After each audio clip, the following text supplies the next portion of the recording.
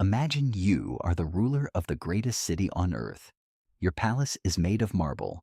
Your army is the strongest in the world, and your face is stamped on every single gold coin in the pockets of millions of people. You feel like a god. But there is one problem that even a god can't solve. You are running out of money. You have too many soldiers to pay, too many roads to build, and too many fancy parties to throw. You look into your royal vault and see that the pile of gold is getting smaller every day. What do? You can't just make more gold appear out of thin air. Or can you? This is the story of the Roman Debasement. It is the original money printing disaster. It's a story about how the most powerful empire in history tried to use a simple chemistry trick to cheat the laws of math, only to realize that when you destroy your money, you destroy your world. To understand how the Romans broke their economy, we have to look at their favorite coin, the denarius. For hundreds of years, the denarius was the honest king of money. It was a small shiny coin made of almost pure silver. If you had a denarius, you knew exactly what it was worth. It was like a 100% pure glass of orange juice. It was strong, it was healthy, and everyone wanted it. But as the empire grew, the emperors got greedy. They wanted to build bigger statues of themselves and fight bigger wars in faraway lands. Here is the first twist. The emperor realized that he didn't actually need more silver to make more coins. He just needed to change the recipe. He called his royal jewelers into a secret room and gave them a shocking order. Take these pure silver coins, he said, melt them down, and mix in a little bit of cheap copper. Then stamp my face back on them and tell everyone they are still worth a full denarius. This was the ancient version of the infinite money glitch. By mixing the silver with copper, the emperor could turn 100 pure coins into 110 diluted coins. To the average person, the coin looked almost the same. It still had the emperor's face. It still felt heavy. The emperor was thrilled.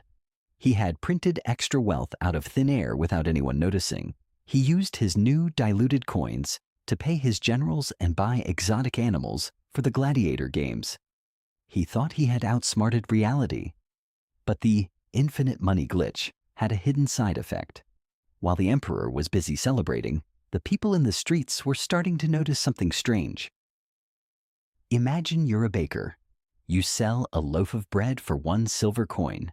But lately you've noticed that the coins coming from the palace don't shine as brightly as they used to. They look a little duller, a little more orange.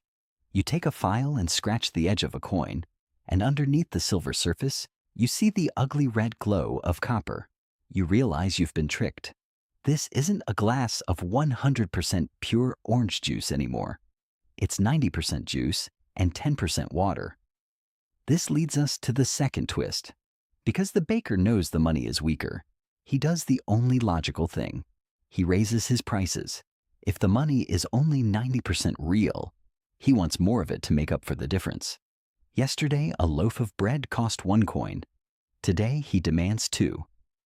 This is the birth of inflation in the ancient world. The emperor thought he was making himself richer, but all he was doing was making the price tags in every shop get bigger. The more water he added to the juice, the more coins people demanded for a simple sack of grain. The emperor was confused. He thought more coins meant more wealth, but he was learning a hard lesson. Wealth isn't the number of coins you have. It's the amount of stuff those coins can buy. By diluting the silver, he was diluting the trust of his people. And in the world of money, trust is the only thing that actually matters. As the years went by, the emperors got even more desperate. The juice went from 90% pure to 50% to 10%. Eventually, the denarius was basically just a copper coin with a thin silver wash on the outside that would rub off if you touched it too hard. The money had become a joke, but the empire's expenses were still growing. The soldiers at the borders were starting to get angry. They didn't want silver-washed copper. They wanted real wealth. They knew that if they tried to buy a new sword with the emperor's fake coins, the blacksmith would laugh in their faces. This brings us to the third twist, and it's a moment where the emperor tried to stop the laws of nature with a piece of paper. He issued a royal decree. He told every shopkeeper, "It is now illegal to raise your prices. If you charge more than 1 coin for bread, you will be thrown in prison." He thought he could freeze the economy in place by sheer force, but you can't arrest a math equation. When the shopkeepers were told they couldn't raise prices, they did something even more dangerous. They stopped selling. The bakers stopped baking. The farmers stopped bringing his cows to the city. Why would they work all day just to receive fake coins that couldn't buy anything? Suddenly, the greatest city on earth was starving. The shelves in the markets were empty. The perfect Roman system was grinding to a halt. The emperor had tried to fix a money problem with a law, but he had accidentally created a stuff problem. People were hungry, the soldiers were mutinying, and the roads were falling apart. The empire wasn't just broke, it was broken. But wait, it gets even weirder. This leads to the 4th twist. The emperor realized that even he didn't trust his own money anymore. When it came time for the people to pay their taxes, the emperor made a shocking announcement. "Do not pay me in my own coins," he told the citizens. "I want your wheat. I want your wine. I want your horses. I want the real stuff." Think about how insane this was. The government that printed the money was refusing to accept it as payment. They had officially admitted that their magic coins were worthless. This was the final death blow to the economy. If the emperor won't take his own money, why should anyone else? The entire civilization began to slide backward in time. People stopped using coins entirely and went back to bartering. If you wanted shoes, you had to find a shoemaker who was hungry for your chickens. If you wanted a haircut, you had to offer the barber a basket of apples. The global economy of Rome, which had connected 3 continents, had shriveled up into a series of tiny, lonely villages. The exorbitant privilege of being the world's ruler had been traded away for a few years of free spending. The printer, or in this case, the furnace, had successfully eaten the foundation of the house it was supposed to build. This brings us to the 5th and most terrifying twist. Because the economy had collapsed, people could no longer afford to live in the cities. The massive apartment buildings of Rome were abandoned. People fled to the countryside to start small farms just to survive. They were no longer Romans. They were just people trying not to starve. Without a strong economy, the emperor couldn't pay for the Great Wall or the Great Army. When the barbarians finally arrived at the gates of Rome, they didn't find a superpower. They found a hollow shell. They found an empire that had already defeated itself with a marker and a melting pot. The Roman Empire didn't fall because it was conquered.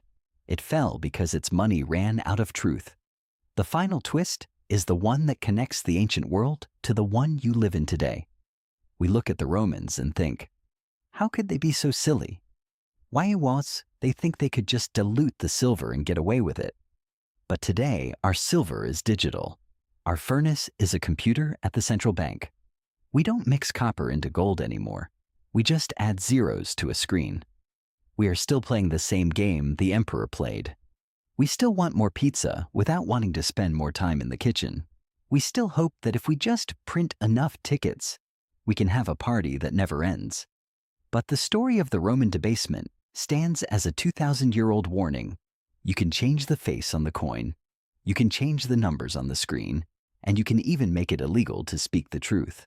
But at the end of the day, a rock is just a rock, a paper is just a paper, and the juice always tells the truth. The next time you see a